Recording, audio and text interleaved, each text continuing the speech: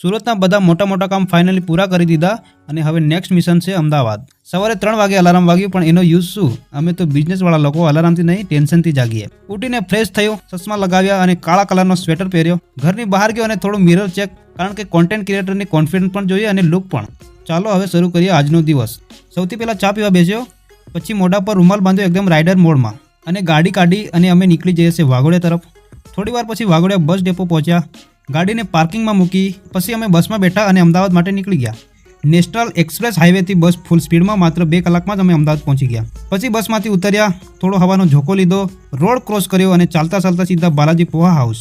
કારણ કે business trip હવેથી શરૂ થવાનો છે, પણ નાસ્તા વગર ટ્રીપ અધૂરી જ ગણાય. ટેસ્ટ એકદમ સરસ હતો. નાસ્તો કર્યા પછી એનર્જી ફૂલ અને ફરીથી ચાલવાનું શરૂ કર્યું. પછી ઓટોમાં નરોડા તરફ 15 કિલોમીટરનો ટ્રાવેલ અને ઓટોવાળા કાકાની ડ્રાઇવિંગ ખતરનાક. ભાઈ ફરારીની યાદ આવી ગઈ. નરોડા પહોંચ્યા પછી કામ બાકી હતું એટલે ફરીથી ઓટો લઈને સરદારનગરની સફર શરૂ કરી. ઘણી બધી મહેનત, ટ્રાવેલ, લોકેશન શિફ્ટ કર્યા પછી ફાઇનલી અમે અમારા ફાઇનલ લોકેશન પર પહોંચી ગયા અને ઓફિસમાં દાખલ થયા. સૌથી પહેલાં 2 મિનિટ સાયલેન્ટ થેરાપી, પછી મસ્ત ગરમા ચા અને પછી થોડી વાર બેઠા આરામ કર્યો. પણ અમે અમદાવાદ કેમ આવ્યા, શું બિગ ઇમ્પોર્ટન્ટ કામ છે, એ બધું તમને નેક્સ્ટ પાર્ટમાં ડિટેલમાં જણાવીશ. ફોલો કરી લેજો.